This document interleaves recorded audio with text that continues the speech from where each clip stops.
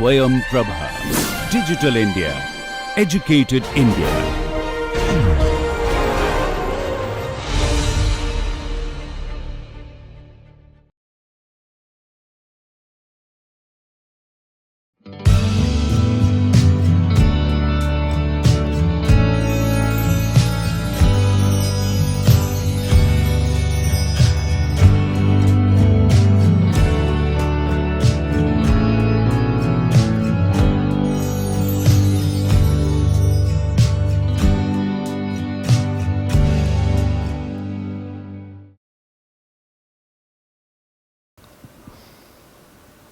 Welcome.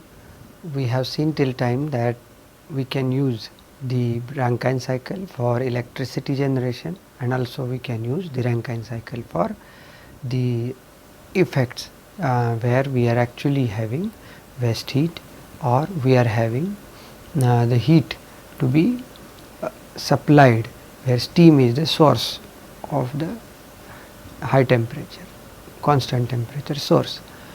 So, the examples were bypass turbine or the back pressure turbine, and also electricity generation we had seen.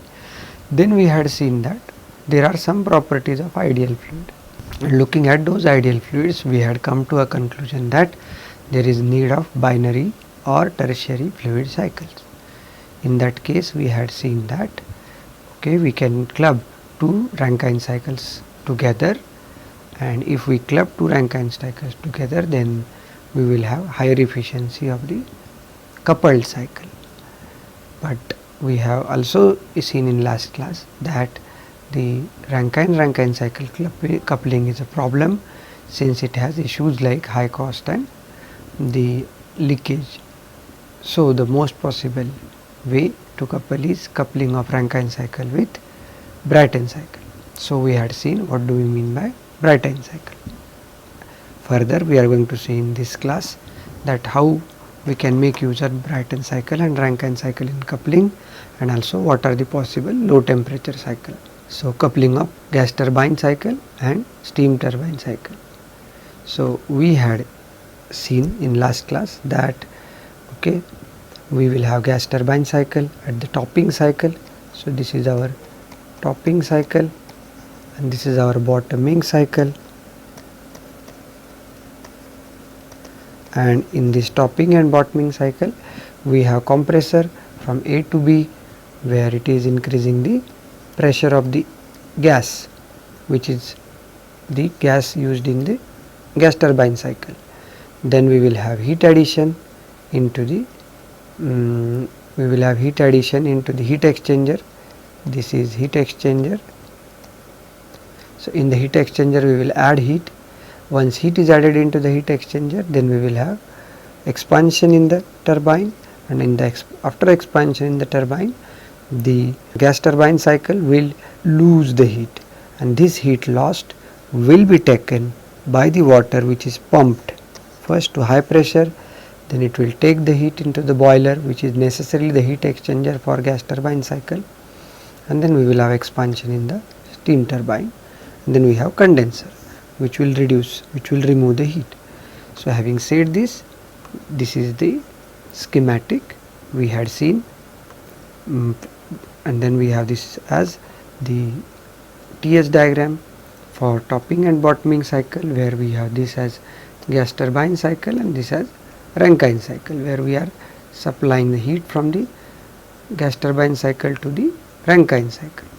Unless otherwise said, we will consider the total heat to be exchanged in this process, or we will have to be said otherwise that only latent heat is exchanged or latent heat is given from the Brayton cycle.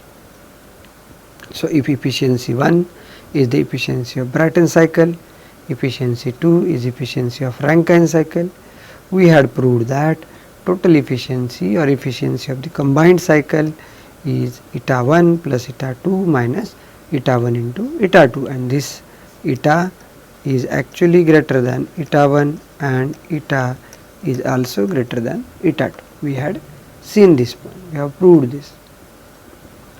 Having said this, let us consider that we have now Rankine cycle or Rankine and Brayton cycle with some loss. That means we have topping cycle. This is 1 is a topping cycle and this is 2 is a bottoming cycle. So we will say this as T and then this as B, topping and bottoming cycle. So Q1 is the heat taken by the topping cycle. It loses Q2 amount of heat and does W1 amount of work. But in this process it loses QL amount of heat before passing the heat Q3 to the bottoming cycle. So in the last expression where we had proved that eta 1, we have proved here that eta 1 plus eta 2 minus eta 1 eta 2 is equal to eta. In this case we had assumed that QL is equal to 0. So we don't have any loss. But now if we have loss, then we will have to prove what is the efficiency. So efficiency, we know that total efficiency of the combined cycle is equal to W1 plus W2 divided by Q1. Q1 is the heat taken total from the atmosphere surrounding, where eta 1 is the efficiency of topping cycle and eta 2 is the efficiency of bottoming cycle. Eta 1 is equal to W1 upon Q1 and eta 2 is equal to W2 upon Q3, where Q3 is the heat taken by the bottoming cycle.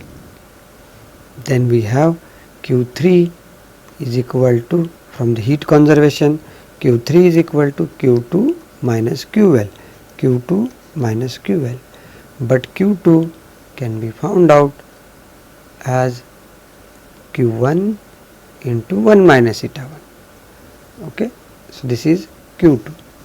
Since we know that W1 is equal to Q1 minus Q2, or eta 1 is equal to 1 minus Q2 upon Q1. So this formula can give us that Q2 is equal to Q1 into 1 minus eta 1. This we can obtain from here. So we know now what is Q2. So Q2 is equal to 1 minus eta 1 into Q1 minus QL. So this is formula for Q3. So we can say that we have now eta is equal to eta 1, W1 upon Q1 is eta 1 plus eta 2 into Q3 upon Q1, W2 upon Q1, but W2 upon Q1 can be expressed as eta 2 into Q3 upon Q1. Since we know that we can express this expression, eta is equal to W1 plus W2 upon Q1 is equal to W1 upon Q1 plus W2 upon Q1, but W1 plus upon Q1 is eta 1 and W2 upon Q1 can be expressed as W2 upon Q3 into Q3 upon Q1. So eta is equal to eta 1 plus W2 upon Q3 is eta 2. So this is eta 2 into Q3 upon Q1, and this is what we have written here. So this is eta 1 plus eta 2 into Q3 upon Q1, but Q3 upon Q1 can be expressed from this expression as Q3 upon Q1 is equal to 1 minus eta 1 minus QL upon Q1. So this is what expressed over here in the bracket. So we have got total expression for eta is equal to eta 1 plus eta 2 into bracket 1 minus eta 1 minus QL upon Q1. So having said this, we will represent, suppose XL as a factor, loss factor is equal to QL upon Q1. So this term is said as loss factor. Having known this, we can write down the expression as eta is equal to eta 1 plus eta 2 minus eta 1 eta 2 minus eta 2 XL. So this comes an extra term with loss. This term is giving us the efficiency without loss, and this efficiency gets subtracted due to loss. Further, we can also find out using different method, where we will say that eta B is some loss coefficient which is equal to Q3 upon Q2. Q3 is the heat taken by the bottoming cycle, and Q2 is the heat lost by the topping cycle. So Q3 upon Q2, and then that is equal to 1 minus QL upon Q2. So this eta is as if we are running a cycle, and then that has an efficiency which is operating between Q2 and Q3, or we can also say this as a equivalent loss coefficient, which is equal to 1 minus QL upon Q2, since Q3 is equal to Q2 minus QL. So 1 minus QL upon Q2 is equal to eta B. So having known this, we can write down eta is equal to W1 plus W2 upon Q1, and then it is equal to eta 1 plus eta 2 into Q3 upon Q1. So this is equal to eta 1 plus eta 2 into eta B into Q2 upon Q1. Again the same thing here, Q3 upon Q1 is written as Q3 upon Q2 into Q2 upon Q1, where Q3 upon Q2 is eta B into Q2 upon Q1. So we get the expression eta 1 plus eta 2 into eta B into Q2 upon Q1. Having known this, we can represent eta 1 plus eta 2 into eta B into 1 minus eta 1 is equal to eta 1 plus eta 2 eta B minus eta 1 into eta 2 into eta B. So these two expressions are the representations in terms of the loss coefficient or loss factor.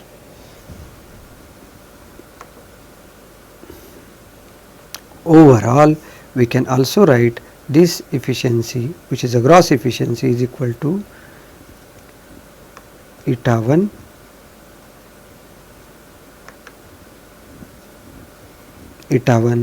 plus eta naught 2 minus eta into eta naught 2. So this term is called as eta naught 2, and then that's where we can get the efficiency as eta 1 plus eta naught 2 minus eta 1 into eta naught 2. So this gives us an idea that how much loss in efficiency we will have if the heat lost by one cycle is not equal to the heat gained by the other cycle. Now we had seen that we are coupling two cycles, where one is topping cycle and other is bottoming cycle. But an obvious question which would come to our mind, that why don't we have two cycles in parallel? And this would be an example for that, where we have two cycles, cycle 1 and cycle 2, and these two cycles are in parallel, where they are getting heat from a common source which is having supplying heat Q1. Among that, Q2 amount of heat is supplied to cycle 1, Q4 amount of heat is supplied to cycle 2.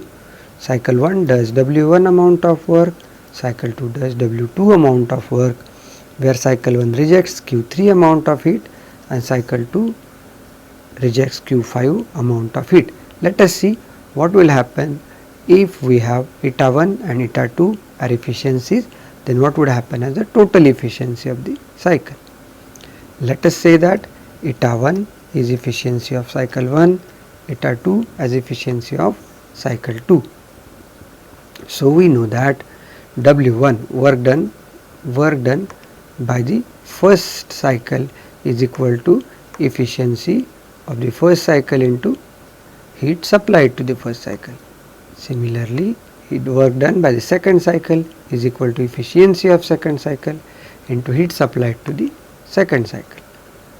Then we know that total efficiency of the cycle is equal to W1 plus W2 upon Q1, but Q1 is the total amount of heat supplied, which is equal to Q2 plus Q4.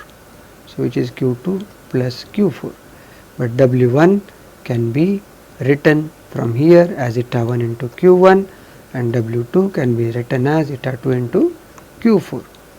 Having known this, we can write down this expression using a constant where we will say x1 is equal to Q2 upon Q2 plus Q4. So Q2 upon Q2 plus Q4 is x1. So this is x1. So x1 is a fraction of amount of total heat which is received to the cycle 1. So obviously Q4 will, if x1 is the received heat corresponds to Q2, then 1 minus x1 is the fraction of heat which will be received, which is Q4. So 1 minus x1 is Q4. Then eta is equal to eta 1 into x1 plus eta 2 minus eta 2 into x1. So we will have eta is equal to eta 2 plus x1 into eta 1 minus eta 2. So let us keep this equation in our mind and then again derive for the coefficient which is x2. The same expression eta we will try to derive with respect to coefficient x2, and then we will know that x1 is equal to 1 minus x2 and that is equal to Q2 upon Q2 plus Q4. Having said this, we can write down the expression as eta is equal to eta 1 into 1 minus x2. Now x1 is equal to 1 minus x2 into eta 2 into x2, and this is 1 minus x1 is x2. So this is done. So knowing this, we can expand this and we can write down it as eta is equal to eta 1 minus eta 1 x2 plus eta 2 x2. This leads to this formula which is equivalent to this. Instead, only fact that we have now it in terms of x2 and this formula is in terms of x1. So let us analyze these two formulas. By analyzing we mean that let us feel that if eta 1 efficiency of cycle 1 is greater than efficiency of cycle 2, we can use this formula where eta 1 minus eta 2 terms come into picture.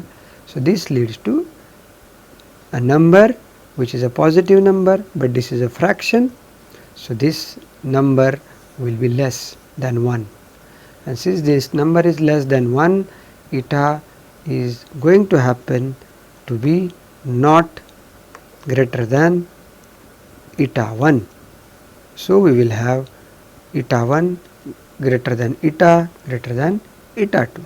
Similarly, let us feel that eta 1 is less than eta 2. So we can use this formula which leads to this number as a positive number, but it will be less than 1, small number, and then this gives an impression which says that eta 1 is less than eta 2. So it turns out with the fact that we should not consider two cycles in parallel, since the resultant cycle will have efficiency intermediate to the efficiency of two cycles. So this was an exercise where we had thought to see what would happen if two cycles are in parallel to each other. So understanding this, we will note the advantages of coupled cycle. We have seen that when two cycles are coupled, like topping and bottoming cycle. This is what binary or tertiary cycles. Then we will have overall efficiency higher than any cycle. This is in particular for the gas turbine and steam turbine cycle. When we combine these two cycles, basically 2/3 output is from gas turbine, 1/3 output is from steam turbine. Then there is reduction in investment cost by around 30%. This is a statistical input. Small amount of water is required for cooling the water, so water requirement gets reduced. We have great operating flexibility when we have two cycles coupled with each other. Then we can actually have installation in phases for the coupled cycle. Then we have also simplicity of operation of the coupled cycle, and we have lower environmental impact since our exhaust temperature would be lower in that case. We further have advantages of cogeneration of heat and electricity. We can use it like the case where we are having two cycles, one cycle is losing the heat, or we can have also usage like cogeneration where the water is source or steam is source of high temperature. So such are the advantages of coupled cycles. Now we are going to see what do we mean by low temperature cycle. Practically we had seen that till time we work with the Brayton cycle or the Rankine cycle, where the temperatures at the combustion chamber or in the heat exchanger T max of the cycle is very high, and then that's where we had put the limit on the metallurgical case or metallurgical limit for the T max. But it's such T max was possibly obtained by combusting the conventional fuels, where we are having the coal or oil kind of fuels to be burnt. However, we might have some ready-made source of heat available from the industry's waste heat, or maybe from radiation of sun. So we can make use of such heats and we can run the Rankine cycle to obtain electricity from that. So in such case where we have limited amount of the temperature difference available or limited amount of heat is available, then still we would like to execute the Rankine cycle. Such cases we are terming them as the low temperature cycles. So let us see how the low temperature cycles would be operating. So as what expected, we will have 1 to 2 in the case of turbine, then we have 2 to 3 in the condenser, and then 3 to 1 is in the pump, and then we will have 4 to 1 into the condenser boiler. So this was the routine operation of our Rankine cycle. This was for electricity generation. But here you should see that in the boiler we have low temperature heat source which is heating our working medium. And obviously when we are seeing that we are having this special topic of low temperature cycles, we will see that water will not be the first choice for these cycles. Then this is the source of heat for low temperature, and similarly we have cooling tower for the condenser, or we might have the low temperature sink also. Then Rankine cycle can be thought to be best used for the available energy resources. Then what are the possible available energy resources? We can have some industrial process which is having heat as lost to the atmosphere. We can have hot water from the geothermal reservoir. We can have solar radiation absorbed in solar pond, and then these will give us required small or sufficient temperature difference where we should be able to run a Rankine cycle. Rankine cycle in such cases will have low efficiency and in turn would lead to large components and high capital cost. This is the disadvantage, but we are trying to use the available energy as the waste energy or the available energy in the form of solar or geothermal for electricity generation. So, we are not burning any extra fuel. So, the most cost which is over here is in capital sense. So, we are saying that capital cost would only be higher and running cost will obviously be less since we are not in need of fuels. Having said this, refrigerants are the working fluids for low temperature cycles. We are going to demonstrate that why refrigerants would be good in low temperature cycles. So, we will see the comparison of steam and R314A, which is a refrigerant, when they are used for 1 megawatt turbine output and 90% efficiency of the turbine in case of simple Rankine cycle without any attachment. We mean here by attachment as superheater, reheater or regeneration. So, if no such attachment is available, then in that case we are considering that okay, we will have two working mediums and we have limited amount of temperature difference between the boiler and the condenser. So, let us see this. So, we have said that okay, we are having 90 degrees Celsius as the temperature in the saturation temperature in the boiler, we have 20 degrees Celsius temperature in the condenser, then we run our Rankine cycle, then there are two working mediums, one is water and one is R134A. Then having said this, we have our usual conditions 1 to 2 here is in the turbine, 2 to 3 is in the condenser, 3 to 4 is in the pump and 4 to 1 is in the boiler. And here we mean that we are getting heat Q1 added, which is from waste heat or from solar point. Then these are the outcomes which we are going to get based on the properties of steam and properties of R134 corresponding to these two saturation temperatures. Looking at this, the first thing what we can see over here is the dryness fraction over here. We can see that the dryness fraction for steam is much lower than in case of R134A. So, R134A gives good dryness fraction at the outlet. This is good and this is not good. Further, we can see here that mass flow rate requirement of the refrigerant is high, but mass flow requirement of air of steam is less. But we should not just see the mass flow rate requirement. We can see the volume flow rate at the entry to the turbine and volume flow rate at the outlet of the turbine. Since specific volume of the refrigerant is very low, we can see over here that the volume flow rate at the entry to the turbine is very low for the R1 refrigerant. Similarly, volume flow rate at the exit of the turbine is low in case of refrigerant in comparison with the steam. So, it leads to that exit to inlet volume flow rate ratio is very less in case of the refrigerant.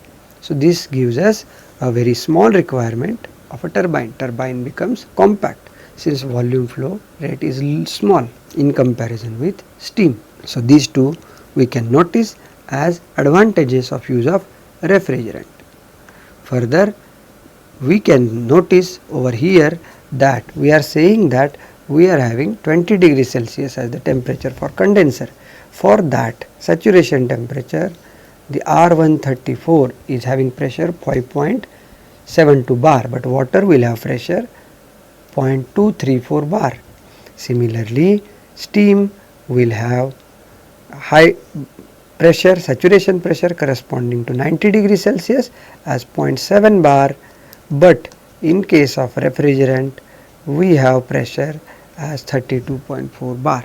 So, these two pressures, one high pressure, one low pressure, or one boiler pressure, another condenser pressure, both the pressures are more than the atmospheric pressures in case of our refrigerant as the working medium. So, we have good dryness fraction, we have lower volume flow rate, we have higher pressures. So, these three things comprise to the advantages of use of refrigerant for low temperature cycle. But two disadvantages, what we can see, that efficiency of refrigerant based Rankine cycle is lower than the efficiency of steam based Rankine cycle. Further, we can see that the boiler duty means heat added into the boiler, and condenser duty means heat lost in the condenser. Both are high in case of the refrigerant. That means we need more heat interactions in the condenser and the boiler if we want same 1 megawatt amount of work output using the refrigerant as the working medium.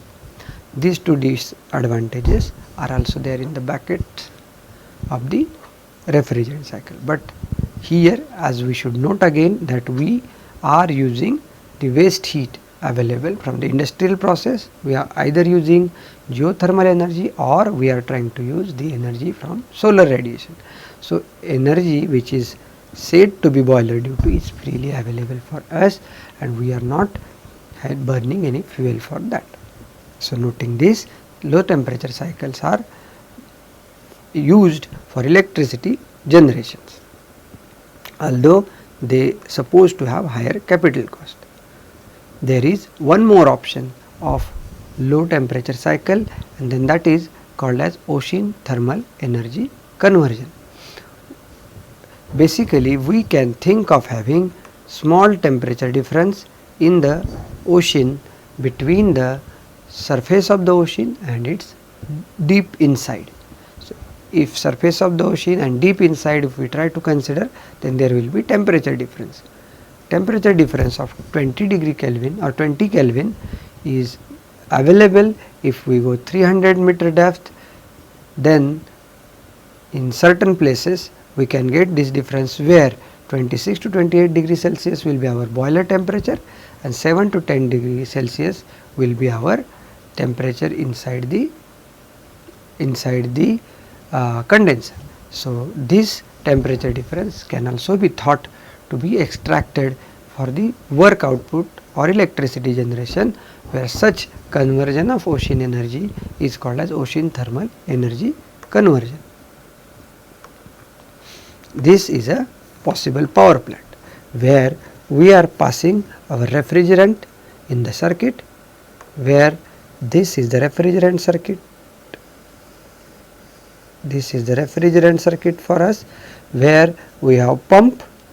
Refrigerant is getting pumped from low pressure to high pressure, then heat will be added into the refrigerant in the boiler, where basically boiler is comprised of the water which is taken from the surface of the sea, and that surface of the sea water is going to give heat to the working medium of our Rankine cycle. Then it will be passed into the turbine, it will rotate the turbine and it will rotate the generator, will generate the electricity, and then turbine's exhaust is given to the condenser. But in the condenser we are going to pass the water which is from the deep inside the sea, which we have said that around 300 meter. So, that water which is a coolant will rise its temperature maybe from 7 degree to 10 degree Celsius. The high temperature water will lose the temperature from 28 to 26 degrees Celsius.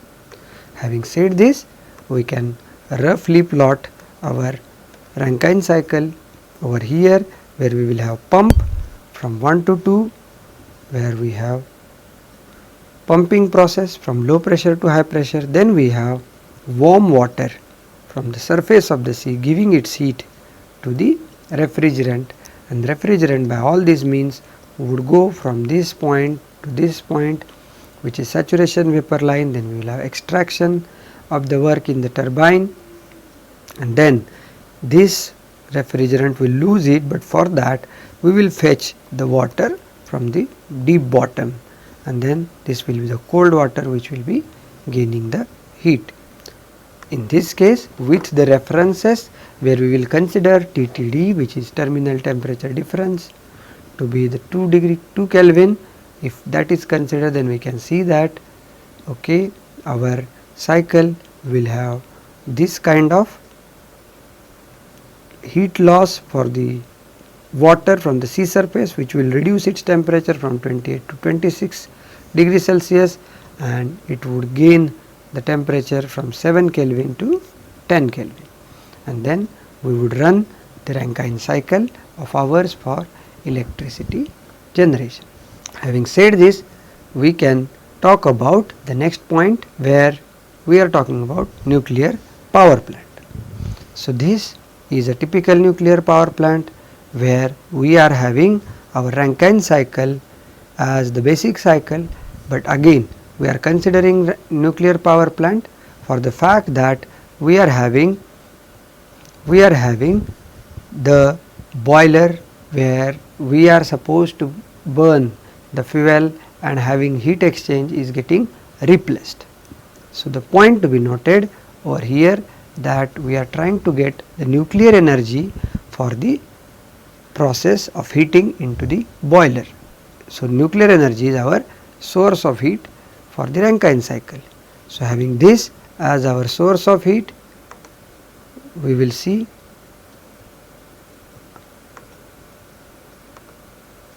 so maximum temperature in such case we will have basically based upon critical temperature of the secondary fluid. Here we are saying that there is water or steam which is getting passed in the circuit, which is basically boiler, pump, condenser and turbine.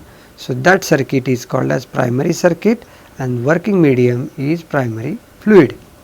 So in this case parallelly there is one more fluid which is basically passing the heat from the nuclear energy or nuclear rods to the water, which is our primary fluid, is called as secondary fluid. So secondary fluid basically takes heat from the nuclear energy, a nuclear source, and then it gives the heat to the water. Here we mean that in case of ours, when we try to plot our Rankine cycle, in such case we will have it like this. We will have TS diagram, we will have the dome, and then we will have such as our Rankine cycle, which is very primary Rankine cycle, and that Rankine cycle will not be able to have superheat, which we have already discussed, since we are trying to say that we are having secondary medium as liquid, and if that is a working, that liquid is water, then water's critical temperature is known to us, then we cannot cross this temperature as the T max, since we are using water itself as the heat source. So that water may be at high pressure, and then that high pressure water will supply the heat where we will go from 2 to 3 in the boiler. This is what we will go from 2 to 3 in the boiler. So if we are trying to use liquid in case of nuclear power plant, then we have to be watching out with the critical condition of that liquid, beyond which we cannot have cycles T max. But what we can do, this the same amount of heat we can gain if we try to increase the mass flow rate of the same secondary fluid. We know that heat lost by the secondary fluid will be Q is equal to mCp delta T. So we want same temperature difference between the secondary fluid and the primary fluid in heat transfer, then we can increase the mass flow rate. By increasing the mass flow rate, we can basically increase the amount of heat transfer to the secondary primary fluid, and by that means we can increase the T max, but still we cannot increase the T max beyond the critical condition. Having said this, we can think of gaseous fuels also as the fuels, gaseous fluids also for the heat transfer. But if we have liquid fluids, then we can know that for the simple Rankine cycle, turbine exhaust will be very wet. So we will have very small dryness fraction at the outlet of the turbine. So keeping this point in mind, we can think of other material than water liquid as the source. Then we can think of carbon dioxide as one of the materials for which is in gaseous format, can be thought as the medium for transfer of heat from the nuclear energy to the boiler, and similarly we can also think of liquid metals for transfer of heat from the nuclear source to the boiler. So this would help to run the nuclear power plant where we are trying to avoid the use of conventional fuels like coal or oil to be used to generate the flue gases which would pass over the water and generate the steam. So instead of that, we are trying to run two circuits, primary and secondary circuit, where primary circuit is our steam cycle and that would receive the heat from secondary medium, which can either be gases like CO2 or water, liquid, or maybe liquid metals as well. So this is the gist of nuclear power plant, how we can replace the conventional boiler. So this ends the discussion on this topic, which is binary cycles and the nuclear or low temperature power plants. So we will see the next topics in the next class. Thank you.